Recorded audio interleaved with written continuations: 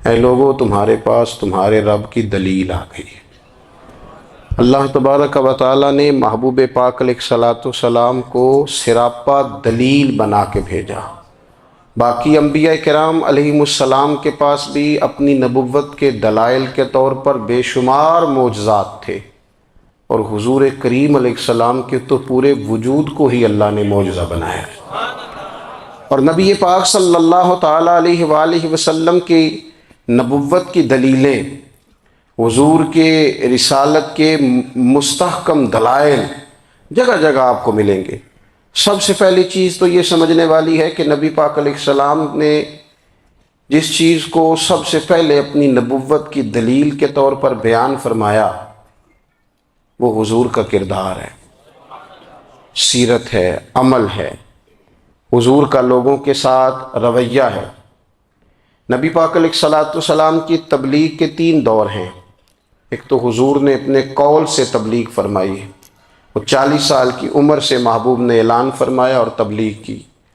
اور ایک نبی پاک صلی اللہ تعالیٰ علیہ وسلم بالواسطہ حضور کی تبلیغ ہے جو آج تک جاری ہے۔ امت کے علماء، مشائخ، مبلغین حضور کے دین کو آگے پھیلا رہے ہیں، تو دراصل یہ بھی تبلیغ رسول پاک علیہ السلام ہی کی تبلیغ۔ اور ایک حضور کی تبلیغ کا دور ہے، حضور کی پیدائش سے لے کر ولادت مبارکہ سے لے کر حضور علیہ السلام کے اعلان نبوت تک۔ اس دوران نبی پاک نے جو تبلیغ فرمائی ہے وہ اپنے کردار سے فرمائی۔ عرب کا وہ معاشرہ جو بڑا میلا کچیلا گدلا ہو چکا تھا، جس کے اندر سراسر مادہ پرستی کا زور تھا، جس کے اندر لوگ انسانوں کی خرید و فروخت کرتے تھے، جس کے اندر بیٹیوں کو زندہ دفن کر دیتے تھے، جس کے اندر جو آدمی جتنا زیادہ مضبوط ہوتا تھا اتنا زیادہ لٹیرا بن جاتا تھا، اس معاشرے کے اندر رسول کریم علیہ السلام نے 40 سال گزارے، اور اس طرح گزارے کہ جو بیگانے بھی تھے وہ بھی کہا کرتے تھے یہ صادق ہیں، یہ امین ہیں۔ اور جب حضور نے اعلان نبوت کیا تو فرمایا، یہ قرآن مجید کے لفظ ہے، فرمایا فَقَدْ لَبِثْتُ فِيكُمْ عُمَرًا مِّن قَبْلِهِ أَفَلَا تَعْقِلُونَ، میں تمہارے بیچ عمر کا ایک حصہ گزار چکا ہوں، تمہیں عقل نہیں ہے، شعور نہیں ہے۔ نبی کریم علیہ السلام نے اپنے کردار کو، اپنے عمل کو اپنی نبوت کی دلیل کے طور پر بیان فرمایا۔ وہ تو حضرت حلیمہ بھی فرماتی ہیں نا، جب میں نبی کریم علیہ السلام کو اپنے گھر لے گئی تو میرا اپنا بچہ بھی دودھ پیتا تھا، 2 میرے بیٹے ہو گئے، ایک میری یہ نسبی اولاد اور حضور میری رضائی اولاد۔ تو کہتی ہیں جب میں کریم محبوب علیہ السلام کو اپنے سینے سے لگاتی تھی تو حضور میرے ایک پستان سے دودھ پیتے تھے اور دوسرا اپنے بھائی کے لیے چھوڑ دیا کرتے تھے۔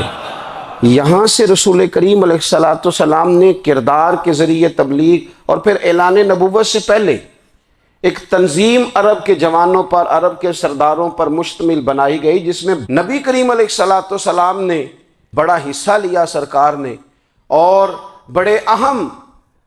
لوگوں کو شعور حضور نے عطا فرمائے۔ وہ اس جماعت کا فیصلہ تھا کہ ہم سارے جوان، سارے بڑے لوگ ملیں گے، یہ حضور کے اعلان نبوت سے پہلے کی بات ہے، ہم بڑے لوگ ملیں گے، کسی بڑے کو کسی چھوٹے پر ظلم نہیں کرنے دیں گے، کسی آدمی کو کسی غریب کا حق نہیں کھانے دیں گے۔ حضور علیہ السلام نے نا اپنے کردار سے، اپنے عمل سے، اور آپ کا جو عمل ہوتا ہے نا وہ اصل ہوتا ہے، ایک ہوتا ہے آپ کوئی بات کرتے ہیں اور ایک ہوتا ہے کہ آپ کوئی عمل کرتے ہیں۔ کہ حضرت عبداللہ ابن رواحہ رضی اللہ تعالیٰ عنہ بیان فرماتے ہیں کہ اگر حضور کوئی معجزہ نہ بھی دکھاتے، نبی کریم علیہ السلام سے کوئی اعجاز لوگ نہ بھی دیکھتے، تو محبوب کا تو چہرہ ہی اس طرح کا تھا، لوگوں نے دیکھتے جانا تھا اور کلمہ پڑھتے جانا تھا۔ لیکن باوجود اس کے میرے رسول پاک کا اعجاز یہ ہے، کمال یہ ہے کہ حضور کبھی اشارہ کر دیں تو چاند 2 ٹکڑے ہو جائے، کبھی دعا مانگ دیں تو ڈوبا ہوا سورج واپس آ جائے،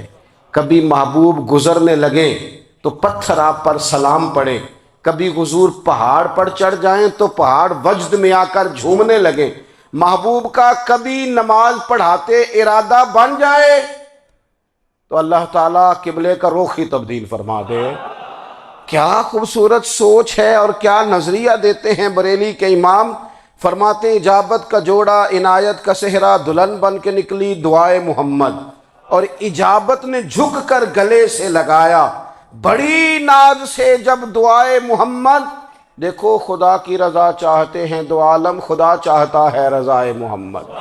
صلی اللہ تعالی علیہ وسلم۔ اور ایک مقام پہ فرماتے ہیں نائب دست قدرت پہ لاکھوں سلام، نائب دست قدرت پہ لاکھوں سلام۔ تو اللہ تعالیٰ نے نبی پاک صلی اللہ تعالی علیہ وسلم کو جو اعجاز۔ پھر ایک اور بات، حضور امی ہیں، دنیا میں آ کر محبوب نے کسی سے پڑھا ہی نہیں، میرے محبوب نے جتنا پڑھا ہے رب کریم سے ہی پڑھا ہے۔ الرحمن علم القرآن خلق الانسان، رحمان نے قرآن سکھایا پھر انسان بنایا۔ اللہ تبارک و تعالیٰ کی بارگاہ کرم سے حضور نے لیا، رسول کریم امی ہیں، یہ بھی حضور کی نبوت پر ایک بڑی دلیل۔ دیکھو ایک ہوتا ہے کوئی آدمی بچپن سے ہی کسی چیز سے شغف رکھے اور جب اس کی عمر بڑی ہو جائے تو کہتے ہیں اس کا تجربہ بڑا ہو گیا ہے، یہ پہلے کوئی شعر کہتا تھا، کوئی ادبی جملہ کہتا تھا، تو اب اس کی یہ کام کرتے کرتے عمر بڑی ہو گئی ہے تو رسوخ حاصل ہو گیا۔ 40 سال کی عمر مبارک تک نبی کریم نے ایک شعر بھی نہیں کہا، حضور علیہ السلام نے کبھی کوئی ایسی بات، ویسے تو حضور کی ہر بات حکمت والی، لیکن جس کو عرب کے لوگ اپنے لہجے میں شاعری یا اپنے لہجے میں ادب کہتے تھے وہ حضور نے بیان نہیں فرمایا۔ لیکن جب 40 سال کی عمر میں اعلان نبوت کیا تو پھر بڑے بڑے فصیح و بلیغ، بڑے بڑے سیانے طفیل بن عمرو کہتے ہیں کہ اس شخص کو بھی میں نے دیکھا جسے بڑا ناز تھا اپنی فصاحت اور بلاغت پر، اور جب وہ حضور کے پاس آیا اور اس نے آ کے کچھ باتیں کی تو محبوب خاموشی سے سنتے رہے، اور جب وہ چپ کر گیا تو میرے کریم نے صرف سورہ فاتحہ پڑھی۔ کبھی اٹھتا تھا، کبھی بیٹھتا تھا، کبھی غور کرتا تھا، کبھی دائیں جاتا تھا، کبھی بائیں جاتا تھا، پھر کہنے لگا بتاؤ نا کلام کس کا ہے؟ فرمایا اس رب کا، اس رب کا، اس رب کا جس کا میں رسول بن کے آیا ہوں۔ نبی کریم صلی اللہ تعالی علیہ وسلم امی ہیں، لیکن حضور نے کائنات کے رازوں سے پردے ہٹا دیے، نبی کریم نے جینے کے سلیقے بتا دیے، حضور نے ہر شخص کو اس کے مقصد حیات سے آگاہ کر دیا۔ میرے نبی پاک علیہ السلام نے فرمایا میرا قرآن کبھی پرانا نہیں ہوگا، اسے پڑھ کے دیکھ، اس کی جدت کا حسن دیکھ، یہ تو کھلا ہوا باغ ہے، تو ایک دفعہ اس کے قریب آئے گا تو خوشبو ملے گی، دوسری دفعہ آئے گا تو اس سے زیادہ تازی ملے گی، ایک دفعہ پھل کھائے گا تو مزیدار ہوگا اور دوسرا کھائے گا ہو سکتا ہے شکل ملتی جلتی ہو لیکن ذائقہ بڑا نرالا ہوگا۔ تو تو صحیح نا، جب کچھ لوگوں نے کہا یہ خود سے بنا کے آیات لاتے ہیں تو فرمایا وَإِن كُنتُمْ فِي رَيْبٍ مِّمَّا نَزَّلْنَا عَلَىٰ عَبْدِنَا فَأْتُوا بِسُورَةٍ مِّن مِّثْلِهِ، اگر تمہیں کوئی شک ہے اس میں جو ہم نے اپنے بندہ خاص میں نازل کیا ہے تو تم بھی اس جیسی ایک آیت بنا کے لاؤ۔ اور چلو چیلنج کھلا ہی دے دیا، فرما وَادْعُوا شُهَدَاءَكُم مِّن دُونِ اللَّهِ، اللہ اور اللہ والوں کو چھوڑ دو، تفسیری ترجمہ عرض کر رہا ہوں، یعنی صحابہ کو چھوڑ دو، حضور کے ماننے والوں کو چھوڑ دو، باقی ساری دنیا کے کافر اکٹھے ہو جاؤ، ایک آیت بس قرآن جیسی لے کے آؤ، ایک آیت لے کے آؤ، ان کنتم صادقین، اگر تم سچے ہو۔ جوانوں سنو، کہا ایک آیت، اور یہ چیلنج آج تک قرآن مجید کا موجود ہے، آج تک وَإِن كُنتُمْ فِي رَيْبٍ مِّمَّا نَزَّلْنَا عَلَىٰ عَبْدِنَا فَأْتُوا بِسُورَةٍ مِّن مِّثْلِهِ، تم قرآن کے مقابلے کی ایک صورت لے کے آؤ اور سارے حمایتی اکٹھے کر لو اپنے، ان کنتم صادقین، اگر تم سچے ہو۔ جواب تو ادھر سے آنا تھا نا، لیکن کائنات کے رب نے جواب بھی خود دیا، فرمایا فَإِن لَّمْ تَفْعَلُوا وَلَن تَفْعَلُوا، اگر تم نہ لا سکے، اور فرمایا تم لا سکتے بھی نہیں، اگر تم نہ لا سکے اور تم لا سکتے بھی، نہ خنجر اٹھے گا نہ تلوار تم سے، یہ بازو میرے آزمائے ہوئے ہیں۔ وَلَن تَفْعَلُوا، تم لا بھی نہیں سکتے، فَاتَّقُوا النَّارَ الَّتِي وَقُودُهَا النَّاسُ وَالْحِجَارَةُ، پھر اس آگ سے ڈر جاؤ جس کا ایندھن آدمی اور پتھر ہے۔ اُعِدَّتْ لِلْكَافِرِينَ، بنائی کافروں کے لیے، بنائی مومنوں کے لیے تو رب نے جنت بنائی ہے۔ اُعِدَّتْ لِلْكَافِرِينَ، یہ دوزخ اللہ نے کن کے لیے بنائی ہے؟ وعدت للکافرین، کہتا ہے کافر کے لیے بنایا۔ تو اللہ تبارک و تعالیٰ نے میرے رسول پاک صلی اللہ تعالیٰ علیہ وسلم کو وہ کتاب عطا فرمائی، اور پھر حضور کی فصاحت و بلاغت، معرفت۔ دیکھو ایک ہوتا ہے گھنٹوں باتیں کرنا، ایک ہوتا ہے کئی کئی والیم پر مشتمل، کئی کئی جلدوں پر مشتمل کتب کا لکھنا،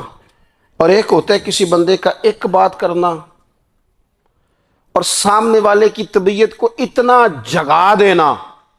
کہ اگلی بات فوراً ہی اس کی سمجھ میں آ جائے۔ اور حضور نہ کسی کی انا کو نہیں جگاتے تھے۔ ہم بعض اوقات کسی سے خطاب کرتے ہیں، بات کرتے ہیں، تو سامنے والے کی انا کو جگا دیتے ہیں، ٹھیس پہنچاتے ہیں، وہ کہتا ہے چل پھر تگڑا ہو جا، میں بھی آیا۔ حضور انا نہیں جگاتے تھے، میرے نبی پاک ضمیر جگاتے تھے، تاکہ وہ شخص فیض حاصل کر سکے، اسے کچھ ملے۔ نبی کریم کا جو انداز تکلم ہے وہ اس طرح کا ہوتا تھا کہ انسان خود بخود کھل اٹھتا تھا کہ مطلب یہ بات ہونے کیا لگی ہے۔